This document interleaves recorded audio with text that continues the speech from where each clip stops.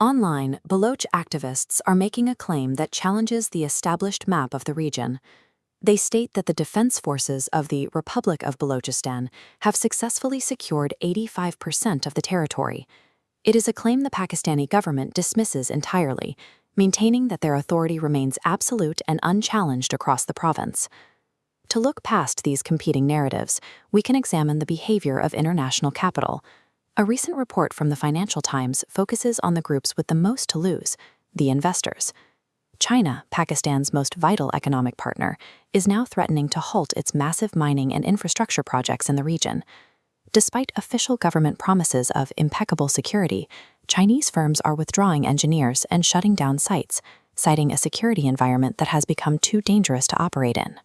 This withdrawal suggests that regardless of official statements, the security situation has reached a point where even multi-billion-dollar strategic assets are no longer considered safe by the state's closest ally. Balochistan presents a sharp contrast. It is sparsely populated, yet it contains some of the most valuable natural resource deposits in the world. This map illustrates the scale of these assets: 150 active gas fields, 1,200 coal mines, and massive copper reserves.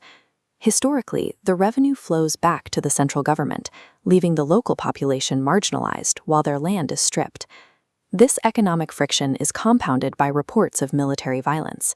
In one recent case, 2 brothers were reportedly killed in custody after being detained without charges, an event that has become a symbol of state overreach for the local population.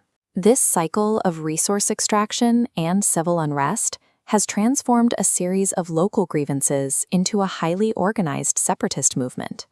The Baloch Liberation Army is expanding beyond guerrilla tactics to adopt the formal structures of a sovereign government. They have already established a national flag and a new national anthem, using these symbols to build a sense of national identity. Their strategy includes an economic component, the announcement of a future central bank, and a proposed currency called the Balochi Falus. While a rebel currency may seem symbolic, history shows how quickly these markers become reality. In 1971, the taka was just a proposal from freedom fighters in East Pakistan.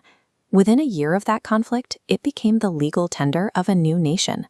Backing these institutional claims is a reported force of 500,000 personnel, organized into military branches and a civil administration.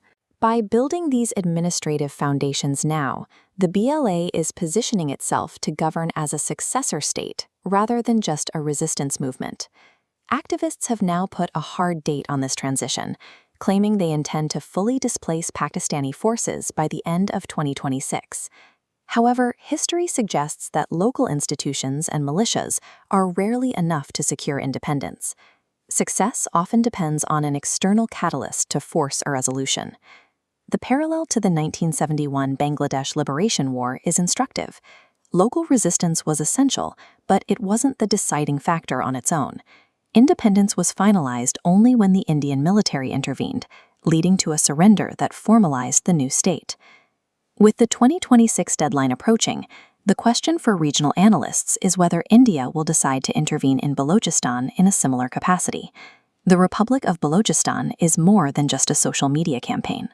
It is a movement building its own economy, military, and symbols, creating a situation that mirrors the same geopolitical pressures that have redefined South Asia before. If you value clarity over chaos, explore more on Clear Lens X.